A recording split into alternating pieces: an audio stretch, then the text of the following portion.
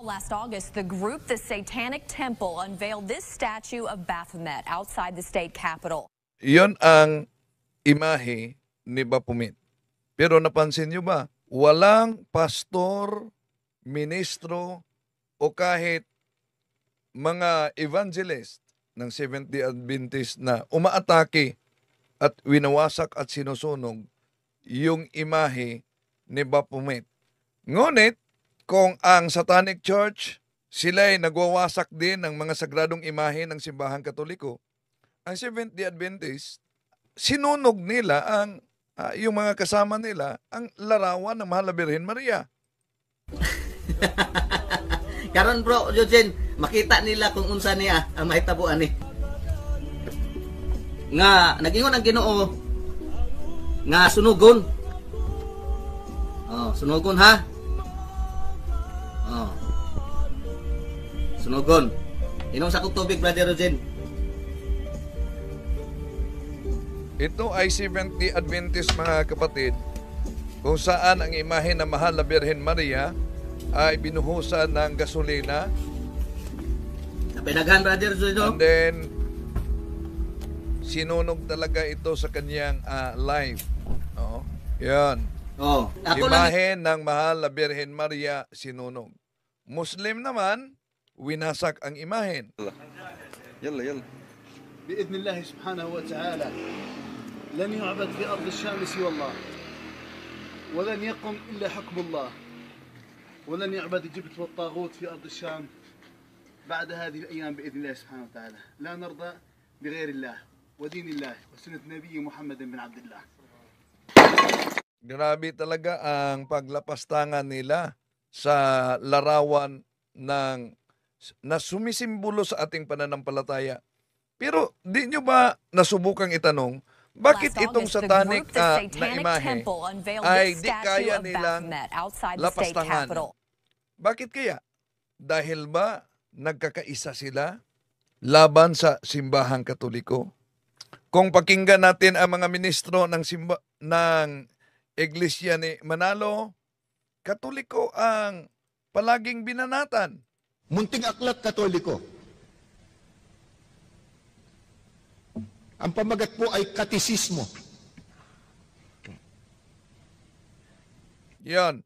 Ito na ang kadalasan na ginagamit nila sa pagtuligsa laban sa ating pananampalataya.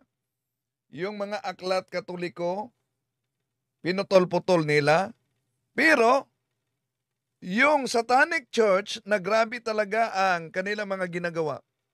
Di nyo marinig, mga kapatid, na may mga pastor, evangelist at ministro ni Felix Manalo na tinutulig sa yung mga imahe o larawan ng Satanic Church.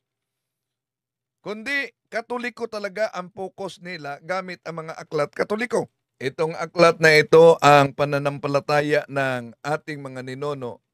Paboritong-paborito talaga ito sa Iglesia ni Kristong Tatag ni Felix Manalo, mga kapatid. Pero napansin din niyo, Katoliko talaga ang kanilang banat. Ngunit, sasagutin natin, noon pa man, naka-uniform na yang atake nila, banat, gamit ang mga aklat Katoliko. Pananampalataya ng ating mga ninuno. Pero paano nila minadjik? Alam nyo ba? Tungkol sa kinagisnan na paniniwala ng mga kababayan natin, lalo na nga ng mga Katoliko, tungkol sa kanilang ginagawang mga pagsamba sa mga larawan. Mga kaibigan, ipinagpapauna po namin sa inyo, mga televiewers, mga nakikinig, na minsan pa, hindi po namin layunin na saktan ng damdamin po ng sinuman. Ginagawa natin to hindi para magalit sila sa atin, kundi maihayag natin, kapatid na Victor, ang mga katotohanan ng Diyos na nakasulat sa Biblia. Wala naman tayong problema sa mga katotohanan na nakasulat sa Biblia. Ang problema lang kung ang interpretasyon nila tama ba. Halimbawa, yung pagsunog at pagwasak sa mga imahe. Meron talagang nakasulat sa Biblia. Halimbawa sa Levitico Kapitulo 26, versikulo 30, wawasakin ko ang inyong mga altar sa burol at ang altar na sunugan ng insenso. Tatakwil ko kayo at itatambak ang inyong mga bangkay sa ibabaw ng inyong mga Diyos-Diyosan. Kung ito ang batayan dahil winasak hindi lang ng mga pastor, kundi sa mga ngaral ng Islam, ang imahe na Mahal na Birhen Maria. Ang tanong, ang Mahal na Birhen Maria ba na larawan ay Diyos-Diyosan? Dahil nabasang wawasakin at meron pang susunugin ang mga Diyos-Diyosan. Kung idagdag nila ang talata na Levitico Kapitulo 7, versikulo 5 mga kapatid. Kaya nakita ninyo na sinunog talaga dahil may nakasulat. Ito, nakasulat. Kaya nga, gibain ninyo ang kanilang mga altar. Pagputol-putulin ang kanilang mga sinasambang haligi. Durugin ang mga imahe ng kanilang Diyos-Diyosang si Asera at sunugin ang mga Diyos-Diyosan. Kaya dahil nabasa nila yan, ang akala nila lahat na mga larawan ay Diyos-Diyosan.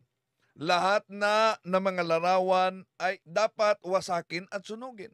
Batay lang sa nabasa nitong mga wala namang sariling Biblia, namimili at nakibasa lang, nabasa ang Levitico Kapitulo 26, versikulo 30, Deuteronomio Kapitulo 5, Kapitulo 7, versikulo 5. So ito ang dahilan na maraming mga pastor, mga kapatid, na kung tingnan natin ang Isaias Kapitulo 56, 11, mga pastor, na asong matakaw daw, ang ginagawa nila ay winawasak at sinusunog nila ang mga sagradong imahe ng simbahang Katoliko kahit na sa mga ustads ng Islam.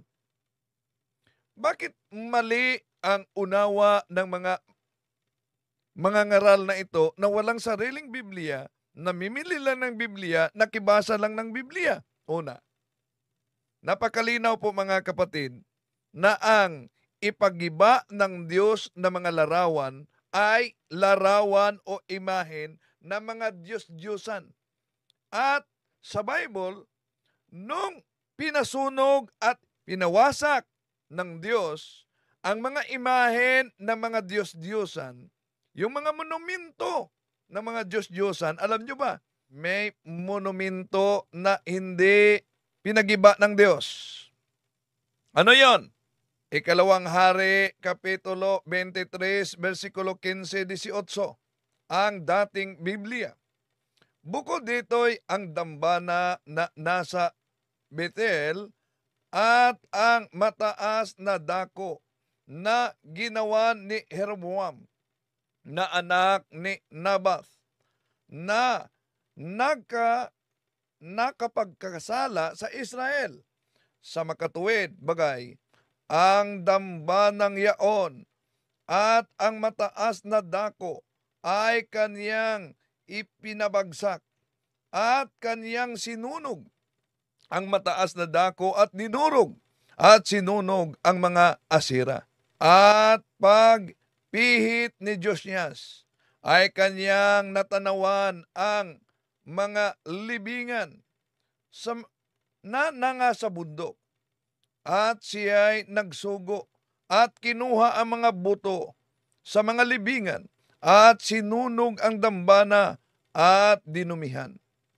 Ayon sa salita ng Panginoon na itinanyag ng lalaki ng Diyos na siyang nagtanyag ng mga bagay na ito. At alam niyo ba, kung ating ituloy ang pagbasa mga kapatid, ano ang nakasulat sa 17:18? Ito po ang nakasulat sa 17:18. Nang magkagayoy, kaniyang sinabi, anong monumento yaong aking nakita? At isinaysay ng mga lalaki ng bayan sa kaniya, yaoy libingan ng lalaki ng Diyos na nangagaling sa Huda. At itinanyag ang mga bagay na ito na iyong ginawa laban sa dambana sa Betel. Sa 18, at kanyang sinabi, bayaan ninyo, huwag galawin ng sinuman ang mga buto niya, na gayoy binayaan nila ang mga buto niya, nakasama ang mga buto ng mga propeta na nanggaling sa Samaria. So makita ninyo dito sa Biblia, mga kapatid, na hindi pala lahat na mga larawan ang ipinagbabawal ng Diyos. Ang ipinagbabawal, malinaw, Exodo Kapitulo 20, versikulo 3 hanggang 5, yon ay tinatawag na Diyos-Diyusan. Pero ano po ba yung ore na Diyos-Diyusan kung sisilipin natin ang The Living Bible? Malinaw po ang nakasulat sa The Living Bible sa Exodo Kapitulo 20, versikulo 3 hanggang 5. You may worship no other God than me. You shall not make yourselves any idols. Ano na imahe? No images of animals, birds, or fish. You must never bow or worship it in any way. For I, the Lord your God, am very possessive. I will not share your affection with any other God. So, yun pala ang ore ng mga Diyos-Diyosan ang ipinagbabawal ng Diyos. Pero, hindi ligid sa atin ang isang mga pangguguyo ng mga ministro ni Felix Manalo gamit itong aklat ni Cardinal James Gibbons, ang pananampalataya ng ating mga ninuno. Paano nila ito ginamit? Para maloko ang mga inosente. Ginamit nila ito na propaganda laban sa simbahang Katoliko. Bakit? Anong pahina ang ginagamit nila? Pahina 200. Pakinggan natin ang mga ministro. Bagaman may mga iba po tayong mga kababayan na inaamin o tinatanggap na sa kanilang relihiyon ay itinataguyod po ang pagsamba sa mga larawan. Subalit, meron pa rin pong iba na itinatanggi ito at ang madalas po nilang sinasabi, kapatid na Edgar, yung kanila raw na iniuukol sa mga larawan ay hindi pagsamba, kundi yun daw ay paggalang lang doon sa may larawan. Yun ang tinatawag nilang veneration daw. Kaya hindi maiwasan talakayin, mga kaibigan, at basahin po namin sa mga aklat mismo ng Iglesia Katolika para, kasi baka paratahan tayo, kapatid na Victor, na ito ang kanilang paninindigan, ito po ang paniniwala ng Iglesia Katolika tungkol sa kanilang mga gawain. Itanong natin, sa So pansinin ninyo kung paano talaga loko ang mga inosente nitong ministro ni Manalo. Turo daw ng simbahang Katoliko ayon sa aklat na ito na sambahin ang mga larawan. Anong binasa? ilang cardinal mismo, meron ba, kapatid na Victor, o walang iniukol na pagsamba sa mga larawan sa loob ng Iglesia Katolika? Gaya nga po ng binanggit ninyong aklat po nila ang babasahin natin. Ito po ay The Faith of Our Fathers. Ang sumulat po nito isang kardinal na si James Gibbons. Kinagalog ito ni Rufino Alejandro. Sa pahina 200, ganito ang sinasabi sa kanilang aklat. Sa ganitong kahulugan, sa pagkakilala ko, bumabanggit ang mga manunulat na eskolastiko, hinggil sa gayon ding pagsambang, iniuukol sa mga larawan ni Kristo, na parang kay Kristong Panginoon natin na rin, sapagkat ang gawang kung tawagin ay pagsamba sa isang larawan ay tunay na pagsamba kay Kristo na rin sa pamamagitan ng pagyukod sa harap ng larawan na parang sa harap ni Kristo na rin. Inaamin po ng kardinal ng Iglesia Katolika na sa kanila ay merong gawang kung tawagin ay pagsamba sa larawan. Imagine mga kapatid, nakasuot pa ng Amerikana ito mga ministro, pagkatapos sinasabing inaamin talaga ng cardinal na may pagsamba sa larawan. Pero ano po ba ang mabasa pahina 200? Basahin natin, pakita natin mga kapatid. Meron silang iniwasan dito. Ito ang binasa nila sa naturang pahina. No? Sa ganitong kahulugan, sa pagkakaalam ko, bumabanggit ang mga manunulat na eskolastiko hinggil sa gayon ding pagsambang, inuukol sa mga larawan ni Kristo na parang kay Kristong Panginoon na rin, sapagkat ang gawang kung tawagin ay pagsamba sa isang larawan na parang sa harap ni Kristo na rin, na parang ang siya'y kaharap at naangat ang ating isip sa pagbulay-bulay sa Kanya. Yun ang mabasa natin, mga kapatid. So, kung mapansin ninyo, sa mga Pasugo Magazine at kahit sa kanilang television, makita ninyo na talagang sinabi nila, inaamin ng Cardinal. Pero, gaya sa nakagawian na ng mga ministro ni Felix Manalo, mga kapatid, sanay sila sa pagpakalat ng fake news. Sanay sila sa pagpakalat ng kasinungalingan. No? Ipinalagay nila na ang salitang nabanggit at binasa nila ay salita mismo ni James Cardinal Gibbons. Yan ang dapat ninyong pansinin at mag-ingat talaga kayo, mga kapatid. Dahil hinablot nila labas sa konteksto talaga sa naturang aklat. Kaya nagtaka tayo. Ganon ba talaga kababa ang kanilang pag-unawa sa binasa nila, mga kapatid? O pinag-aralan talaga nila para ganon ang resulta sa kanilang pagbasa? Dahil ang mga salitang nabanggit mismo na binasa nila, mga kapatid, alam niyo ba, hindi yan pahayag ni James Cardinal Gibbons.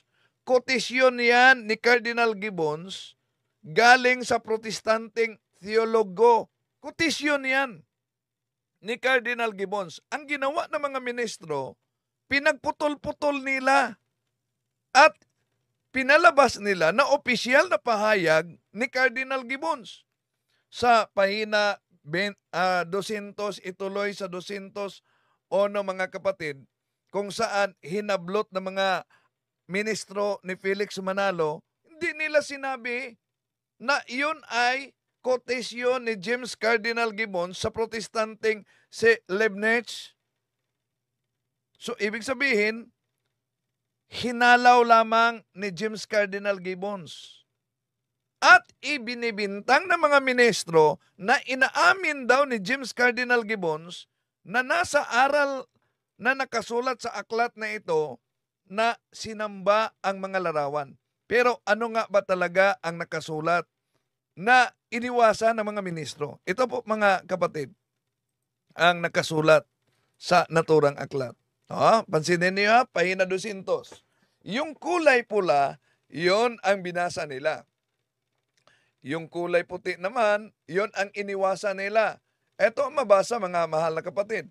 Alang-alang sa aking mga mangbabasang protestante, ay akin gayong hahalawin. Ito ang pahayag ni James Cardinal Gibbons. Dito ang kanilang dakilang si Leibniz tungkol sa paggalang na inuukol sa mahal na larawan na sa kanyang Systema Theologicum, pahina 142, ay ganito ang kanyang sinabi.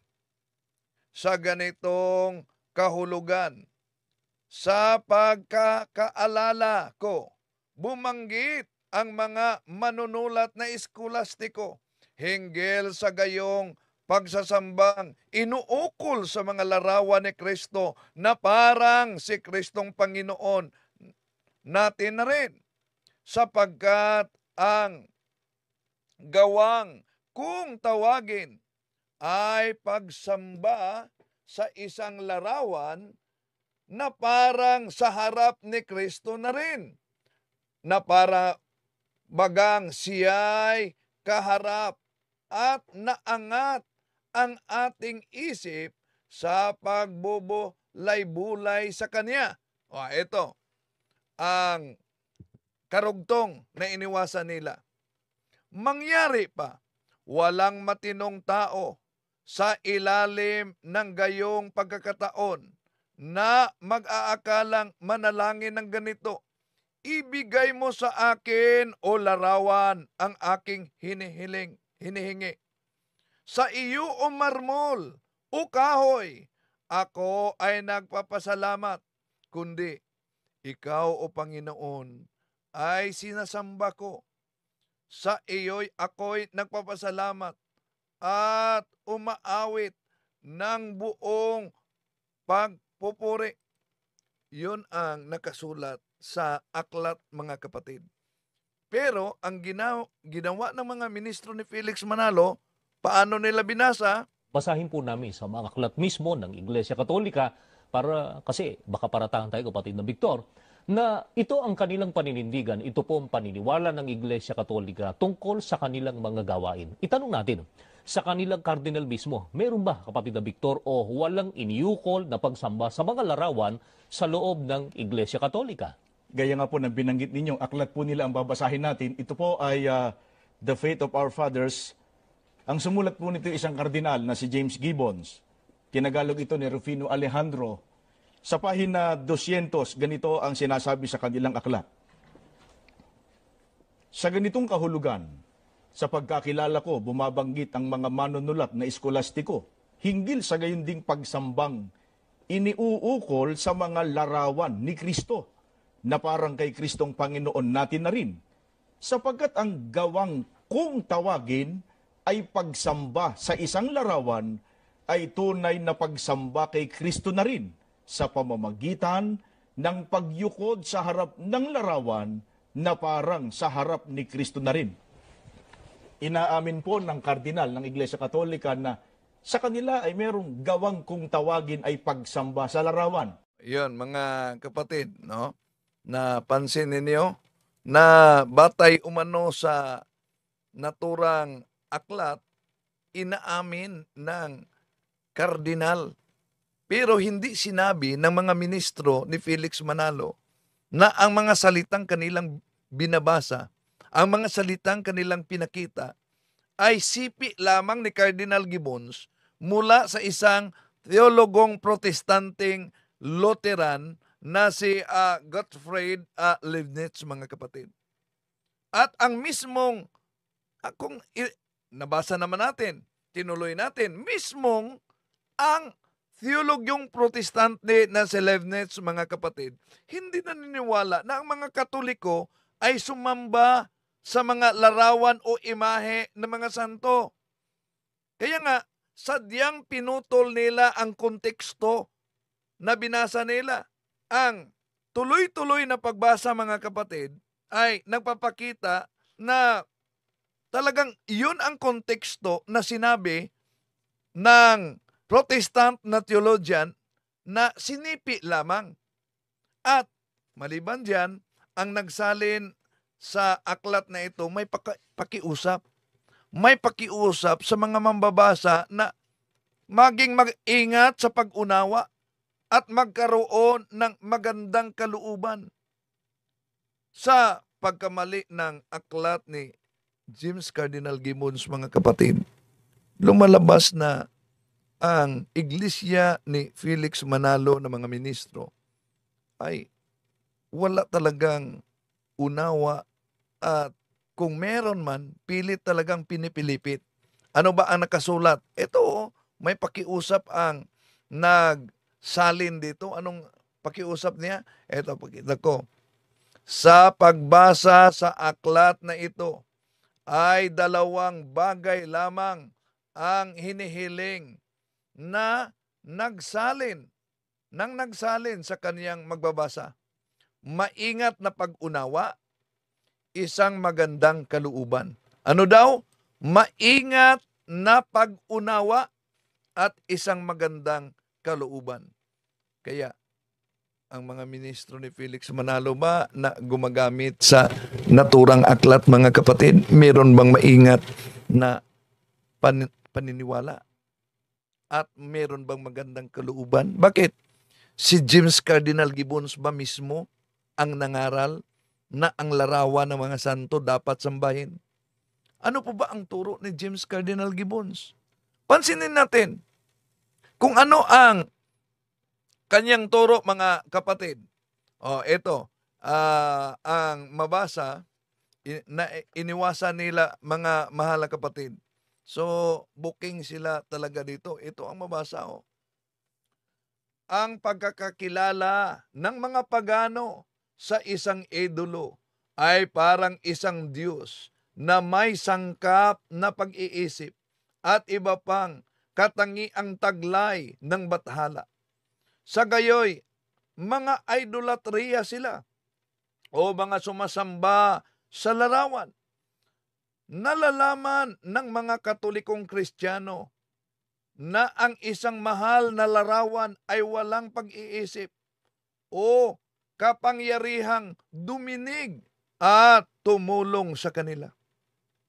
Wala silang ibibigay sa mga larawan kundi ang kaukulang galang lamang. Alalaong bagay, ang pagpipitagang inuukol nila sa may larawang nasa langit na sa kanila ring pinatutungkulan doon.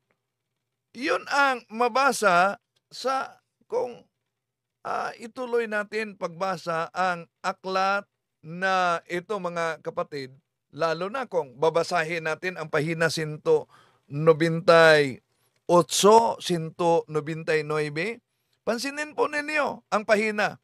Lalo na sa pahina 199 kung saan binanggit ni James Cardinal Gibbons ang doktrina ng Santa Iglesia Katolika hinggil sa mga larawan batay sa kapulungan ng Trento. At sa pahina naman, sa pahina 198, kung tingnan natin sa pahina 199, sa pananampalataya ng ating mga ninuno, ipinaliwanag dito ni James Cardinal Gibbons, mga kapatid, ang pananampalataya ng Iglesia Katolika kaugnay sa larawan. Ito po, dahil mahilig talaga sila na pinagchap-chap ang mga aklat Katoliko. Ito, mabasa natin. Ang doktrina ng Iglesia Katolika hinggil sa paggamit ng mga mahal na larawan ay maliwanag at buong-buo. Ipinahayag ng kapulungan sa Trento sa mga sumusunod na pangungusap. Ang mga larawan ni Kristo at ang kaniyang inang birhen at ang iba pang mga banal ay kinakailangan at dapat pamalagiin, lalo na sa mga simbahan, at isang kaukulang galang at pagpipitagan ang dapat ibigay sa kanila. Hindi sapagkat sinasampalatayanang nag-aangkin sila ng anumang pagkadiyos o bisa na dahil ng pagpaparangal at paggalang sa kanila o kaya'y upang sila'y dalanginan o kaya'y paglagakan sila ng anumang pagtitiwala gaya ng ginawa noong una ng mga di binyagan na nagsiasa sa mga idolo, kundi sapagkat ang paggalang sa mga sa kanila ibinigay ay natutungkol sa may larawan, kung kaya't sa pamamagitan ng mga larawang ating hinahagkan at ating pinagpupugayan o niluluhuran ay sinasamba natin si Kristo at iginagalang ang kaniyang mga banal na kinatawan. So, yun ang opisyal na aral na mabasa natin, mga kapatid. Pero, ang mga ministro ni Felix Manalo, minadjik talaga nila ang pagbasa. Pero ulitin natin, ba't di nila kaya na banatan ang Satanic Church? Narinig nyo ba na kahit mga ministro ni Felix Manalo, binanatan nila ang Islam? Hindi, Katoliko talaga.